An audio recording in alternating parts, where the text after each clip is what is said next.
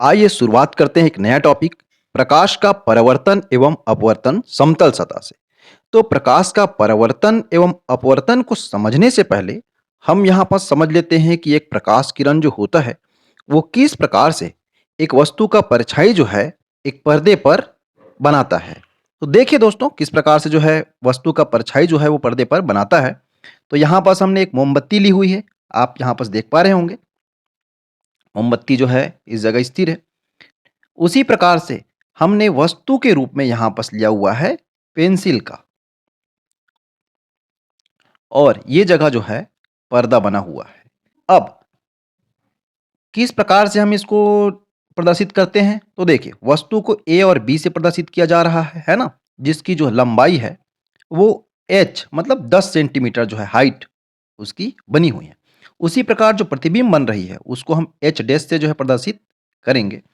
वहीं जो प्रकाश स्रोत है और वस्तु उसकी दूरी को जो है यहाँ पर डी ओ से प्रदर्शित किया जा रहा है, और वस्तु और प्रतिबिंब की दूरी को डी एस से मतलब सब्जेक्ट से यहाँ पर प्रदर्शित किया जा रहा है। किस प्रकार से वस्तु के प्रतिबिंब जो है उसके आकार में परिवर्तन होता है। तो देखिए दोस्तों, सबसे पहले अगर आप इस पर्दे को वस्तु के करीब लाते हैं मतलब इधर लाने पर क्या होगा, आकार जो है वो छोटा बनता है। जैसे ही इसको दूर करेंगे तो वो आकार जो है क्या हो जाएगा, बड़ा बनेगा। वैसे ही प्रकाश स्रोत को अगर आप वस्तु के करीब लाते हैं, वस्तु के करीब प्रकाश स्रोत को लाने पर जो परछाई बनता है वो बहुत बड़ा बनेगा। वैसे ही प्रकाश स्रोत को दूर ले जाने पर जो परछाई है वो छोटा बनता है। छाया के आकार व प्रकाश स्रोत की दूरी का अनुपात वस्तु के आकार व उसकी स्रोत के दूरी के अनुपात के बराबर होता है। अर्थात तो देखिए इस प्रकार से कर सकते हैं, वस्तु की लंबाई बटे वस्तु व प्रकाश स्रोत की दूरी, उसी प्रकार छाया की लंबाई बटे वस्तु व छाया मतलब पर्दे की दूरी। तो किस प्रकार से प्रदर्शित किया गया था, तो वस्तु की लंबाई को एच से प्रदर्शित किए थे और वस्तु व प्रकाश स्रोत की दूरी को डी ओ। उसी प्रकार छाया की लंबाई एच डैश और छाया या पर्दे की दूरी को डी एस बराबर जो है हमको निकालना है छाया की लंबाई। उसी लिए जो है ये फार्मूला आपको लगाना पड़ेगा, एच डैश बराबर H D S upon D zero. मान हम रख लेते हैं वस्तु से छाया की दूरी। तो मान के चलिए छाया की दूरी कितना है, 20 सेंटीमीटर है। ठीक है। अब नीचे जो है मान क्या आ जाएगा, नीचे जो है मान डी ओ। तो डी ओ है मान के चलिए वस्तु और प्रकाश स्रोत की दूरी, वो जो है 10 सेंटीमीटर है। ठीक। अब पेंसिल जो था, पेंसिल को जो है हम मान लेते हैं कितना, ये भी 10 सेंटीमीटर है। तो यहाँ पास आ जाएगा पेंसिल का मान 10 सेंटीमीटर। अब देखिए किस प्रकार से इसको निकाल सकते हैं। तो आप चाहें तो इसको ऐसा कैंसिल कर सकते हैं और ये हो गया 20। इस प्रकार से 20 सेंटीमीटर क्या होगा, जो पर्दे पर जो छाया बन रही है उसकी लंबाई होगी। इस प्रकार से जो है हम ज्ञात कर सकते हैं। अब आइए देखते हैं क्या होता है परावर्तन। देखिए दोस्तों, परावर्तन क्या होता है, जब प्रकाश किरण किसी समतल सतह से टकरा करके सतह से टकराकर उसी माध्यम में वापस वापस क्या हो जाती है, लौट जाती है, लौट जाती है। तो उसे हम क्या कहते हैं, परावर्तन कहते हैं। क्या कहते हैं, परावर्तन कहते हैं। अब देखते हैं यहाँ पास, आप देख पा रहे होंगे टार्च के लाइट जैसे ही पड़ता है ना एक दीवार पर तो या आईना पर, तो कैसे किस प्रकार से परिवर्तित हो रहा है आप देख सकते होंगे, है ना। इसी प्रकार से घटना को जो हम परावर्तन कहते हैं। कोई प्रकाश किरण जो है एक समतल सतह से टकराती है और उसी माध्यम में वो प्रकाश किरण एक कोण बना करके वापिस उसी माध्यम में लौट जाती है। इसे परावर्तन कहा जाता है। अब आइए देखते हैं परावर्तन के नियम क्या होते हैं। देखिए दोस्तों, परावर्तन के 2 नियम हैं और उसके अंतर्गत प्रथम नियम यह है कि परावर्तन कोण और आपतन कोण सदैव बराबर होते हैं। क्या है, परावर्तन कोण व आपतन कोण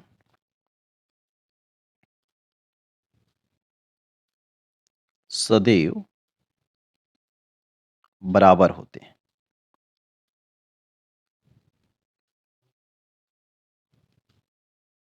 देखिए, इसके लिए आप इस रेखा चित्र के माध्यम से आसानी से समझ सकते हैं। देखिए दोस्तों, किस प्रकार से ए से बी जो है एक आपतित किरण है, जो एक समतल सतह पर जो M1, M2 जो समतल सतह है, उस समतल सतह पर बी बिंदु पर जो है वो टकरा रही है और बी बिंदु से टकरा करके वो फिर से सी बिंदु पर परावर्तित किरण के रूप में बाहर चली जा रही है। इस प्रकार से बीचों बीच जो है हम एक अभिलंब खींच लेते हैं और ये बीचों बीच अभिलंब के एक ओर जो है आपको आपतन कोण जो है यहाँ पर बनी हुई दिखाई दे रही है, जिसे हम आपतन कोण के नाम से जानते हैं। उसी प्रकार से परावर्तन कोण दूसरी ओर आपको दिखाई दे रही है, जिसे हम परिवर्तन कोण कहते हैं। अब क्या बताया जा रहा है? परावर्तन कोण व आपतन कोण सदैव बराबर होते हैं। इसका मतलब कोण आई बराबर कोण आर, ये हमेशा बराबर होंगे दोस्तों। तो आपको चित्र के माध्यम से भी देख पा रहे होंगे किस प्रकार से वो दोनों के दोनों बराबर होते हैं। मान लो एक ओर जो है 45 डिग्री है, इसका मतलब दूसरा भी 45 डिग्री ही होगा। इसी प्रकार जो है प्रकाश का परिवर्तन का पहला नियम जो है सिद्ध होता है। अब आइए देखते हैं प्रकाश के परिवर्तन का दूसरा नियम। आपतित किरण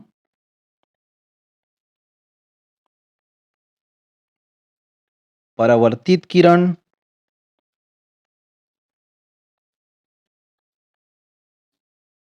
अभिलंब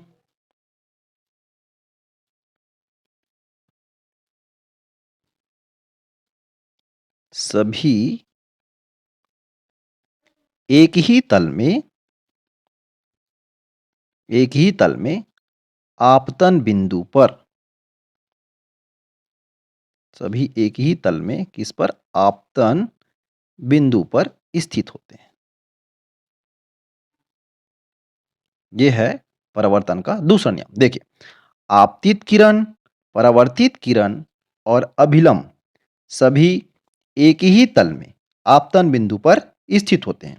तो देखिए इसको हम किस प्रकार से समझ सकते हैं। तो देखिए दोस्तों, क्या बोला जा रहा है? आपतित किरण, तो ये हो गया भैया आपतित किरण।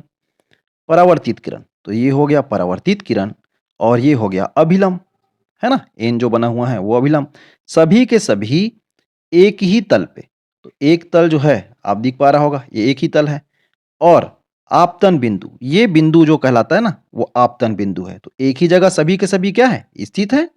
तो यही है परावर्तन के नियम का दूसरा नियम। अब आइए हम देखते हैं कि किस प्रकार से जो समतल दर्पण जो होता है, उसको घुमाने पर किस प्रकार से परिवर्तित जो किरण है उस पर क्या प्रभाव पड़ता है। तो देखिए दोस्तों, पूर्व स्थिति के अनुसार आपतन कोण और परावर्तन कोण 52 अंश का बना हुआ है, अब उसी को बदल देते हैं। उसी की स्थिति को जो है कैसे बदला दिया जा रहा है, तो देख सकते हैं। सीधा था उसको इस प्रकार से इस दिशा में कर दिया गया है। तो क्या होगा? प्रकाश किरण की दिशा नहीं बदल रही है। प्रकाश किरण की दिशा नहीं बदल रही है और ना ही आपतित किरण की दिशा बदल रही है। तो किसकी दिशा बदल जा रही है? परावर्तित किरण की दिशा बदल जा रही है। देखिए, ये जो है आपतित किरण है और ये जो है क्या है? परिवर्तित किरण है। मतलब आपतन कोण और परावर्तन कोण जो है क्या हो जा रहा है? बदल जा रहा है दोस्तों। उसी प्रकार से चित्र जो है तीसरा में आप देख सकते हैं, उसको अलग करके बनाया गया है, तो ज़्यादा अच्छे से समझ आ रहा है कि इस प्रकार से आप देख सकते हैं आपतन कोण और परावर्तन कोण कैसे परिवर्तन हो गया है, मतलब छोटा हो गया है। आपको दिखाई दे रहा होगा यहाँ पास आसानी से, है ना? तो देखिए ON जो है ये पूर्व अभिलंब है और ON डैश जो है एक नया अभिलंब बन गया, है ना? ON डैश जो है यहाँ पर टेस्ट लगा दिया गया है ना। अब ये वाला जो है पूर्व अभिलंब था। अभिलंब की दिशा भी किस प्रकार से बदल रही है आप देख पा रहे होंगे। उसी प्रकार RO आपतित किरण है। उसी प्रकार OS पूर्व परिवर्तित किरण, OS नई परिवर्तित किरण। जिस प्रकार से दर्पण की जो सतह है उसको बदलने पर प्रकाश किरण जो है आपतन कोण और परावर्तन कोण की जो मान है वो क्या हो जाती है? बदल जाती है और परावर्तित किरण की जो दिशा है वो भी परिवर्तित हो जाती है। तो देखिए दोस्तों, एक पूर्ण प्रतिबिंब बनाने के लिए कितनी लंबाई की दर्पण की आवश्यकता होती है, तो इसको देखेंगे कितने लंबाई की आवश्यकता होती है? जैसे आप मान के चलिए 6 फीट हैं, ठीक है? तो 6 फीट व्यक्ति को अगर उनका पूरा शरीर पैर से लेकर के सिर तक देखना है तो कितने फीट की आवश्यकता होगी? तो हर ऐसे वस्तु या कोई व्यक्ति जिसकी जो है लंबाई जो है ना, जितना होती है उसके आधे की ज़रूरत पड़ती है। मतलब 6 फीट वाले का 3 फीट की आवश्यकता होगी। ये किस प्रकार से होगी? आइए इसी को हम लोग देखते हैं। एक व्यक्ति जो है खड़ा हुआ है और वो अपना प्रतिबिंब जो है दर्पण में देख रहा है। तो उसको कितने बड़े जो है दर्पण की आवश्यकता होगी, है ना? कितनी बड़ी दर्पण ऐसी होगी जिसमें जो है उसको अपनी पूरी शरीर जो है वो देख सकता है। आइए इसी को जो है हम समझने की कोशिश करते हैं। देखिए दोस्तों, अब आइए इसी को हम लोग समझते हैं। तो देखिए दोस्तों ये किस प्रकार से होगा, तो ध्यान दीजिए। जैसे एक ट्रायंगल बन रहा है एच, पी और ई। वह ट्रायंगल ई, क्यू, एफ, है ना? तो ये देखिए कौन सा एच, पी, ई ट्रायंगल जो है आपको दिख रही होगी। इस जगह एच है, यहाँ पी और ये ई और इस जगह को हम ऐसा सीधा समझ लेते हैं। तो उस हिसाब से जो ट्रायंगल बन रही है एच, पी, ई और उसी प्रकार से ट्रायंगल है ई, क्यू और यहाँ पास आप मान के चलिए एफ। तो ये दोनों में पी, आर और क्यू, एस जो है ना वो क्रमशः एच, एफ पर क्या है? अभिलंब है। क्या है? पी, आर व क्यू, एस जो है क्रमशः किस प्रकार से? एच, एफ पर क्या है? अभिलंब है।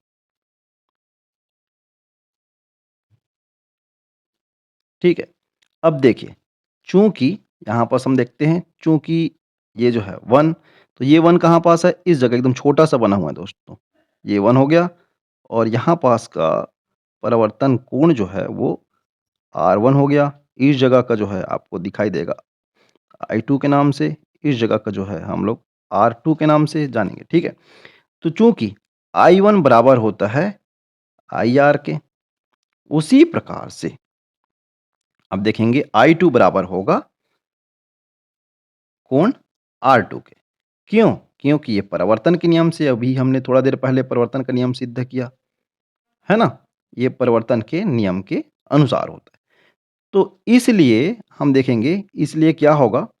इसलिए HR जो है, HR कहाँ है? यहाँ पास देखिए, ये जो है HR। इसलिए जो HR जो है वो बराबर हो जाएगा RE बराबर HE अपॉन 2 के। मतलब RE किसके बराबर हो जा रहा है? HE अपॉन 2 के। तो ऊपर से लेकर के नीचे तक यहाँ तक HE है और बीच में R है, तो यही बराबर हो जाएगा। तो ये हो जाएगा हमारा पहला समीकरण।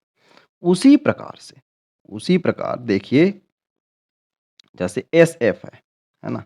SF किसके लिए अब यहाँ पास आप देख पा रहे होंगे यहाँ S है और ये नीचे F, ठीक?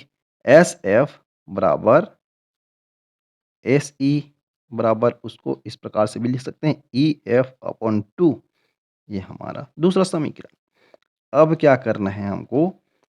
PQ बराबर होगा RS के। तो देखिए यहाँ पास आप अच्छे से देखते रहिए जहाँ पास मैंने बनाया हुआ है P, Q और यहाँ है P, है ना? PQ बराबर है RS के, ठीक? इधर है R और इधर है S, इसी के बराबर है। इस स्थिति में PQ को हम RE प्लस ES भी क्या कर सकते हैं? लिख सकते हैं। अब PQ बराबर हो जाएगा HE upon 2 plus EF upon 2 इसी के बराबर हो जाएगा। अब दोनों में समान लेने के लिए क्या करेंगे? PQ 1/2 ब्रैकेट के अंदर आ जाएगा HE प्लस EF इस प्रकार से हम उसको कर सकते हैं, ठीक है? इस प्रकार से लिख सकते हैं। अब अंतिम में देखिए किस प्रकार से अब अंतिम में इस जगह लिख रहा हूँ मैं PQ बराबर 1/2 HF ऐसा भी हम लिख सकते हैं दोस्तों, ठीक है? अब देखिए दर्पण का उपयोगी भाग उस व्यक्ति की लंबाई का आधा होगा जो दर्पण में अपना प्रतिबिंब देख रहा है। तो देखिए इस जगह से देख रहा है वो व्यक्ति और नीचे का इतना भाग जो है कोई काम का ही नहीं है। इतनी ही जगह में तो वो देख रहा है ना? इसी वजह से आधा भाग जितना वो देख रहा है तो चूँकि तो आप देखेंगे क्यू एम डैश जो होगा वो क्या होगा? चूँकि क्यू एम डैश बराबर एस एफ, ठीक? या फिर हम क्यू एम डैश बराबर इसको ई एफ अपॉन 2 ऐसा भी कर सकते हैं। अर्थात दर्पण को आँख के स्तर के आधी ऊंचाई पर रखने की आवश्यकता होगी। यहाँ पास आधी ऊंचाई पर आप रखिए और वहां से जो है आप देख सकते हो। इसका मतलब अगर आप जो है 6 फीट के हैं तो कितना 3 फीट का दर्पण की आवश्यकता पड़ेगी आपको अपना पूरी लंबाई देखने के लिए। अब आइए देखते हैं बहुप्रतिबिंब के बारे में। बहुप्रतिबिंब होता क्या है? तो बहुप्रतिबिंब में आप सभी ने देखा होगा 2 दर्पण को रख कर के देखने की कोशिश की होगी और उसमें आप देखते हैं कि आपका जो है चेहरा बहुत सारा बनते हुए उसके अंदर दिखाई देता है। तो किस प्रकार से रखते हैं? एक दर्पण को ऐसे रख दिया जाता है और दूसरा दर्पण को ऐसे रख देते हैं और सामने से हम जो है यहाँ कहीं से क्या करते हैं? देखते हैं आईना में और आप ही का चेहरा जो है इसके अंदर बहुत सारा बनते हुए दिखाई देता है।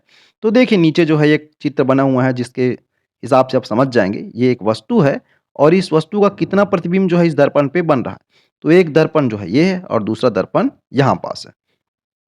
ये दोनों दर्पण को एक दूसरे से 90 डिग्री पर रखा गया है दोस्तों, आपको दिखाई दे रहा होगा।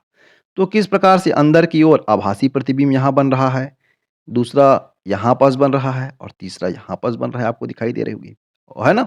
तो इस प्रकार से अगर इस वस्तु का प्रतिबिंब हमको देखा जाए तो इसके अंदर 3 प्रतिबिंब बनते हुए दिखाई देगा। इस वस्तु का प्रतिबिंब कितना बनते हुए? 3 प्रतिबिंब। तो इस प्रतिबिंब को निकालने के लिए जो है एक फ़ॉर्मूला है, जैसे बहुप्रतिबिंब है ना, उसके लिए फ़ॉर्मूला है 360 बटे थीटा माइनस 1। मान के चलिए आप जो है इस एंगल को चेंज कर देते हो। उस एंगल को किस प्रकार से? उस एंगल को आप बना दिए 60 डिग्री में ये दोनों दर्पण को एक साथ रखते हो। तो उस 60 डिग्री के अंतर्गत रखने पर यहाँ -1 6 -1 यहाँ जाएगा 5। इस प्रकार से 5 प्रतिबिंब बनेंगे।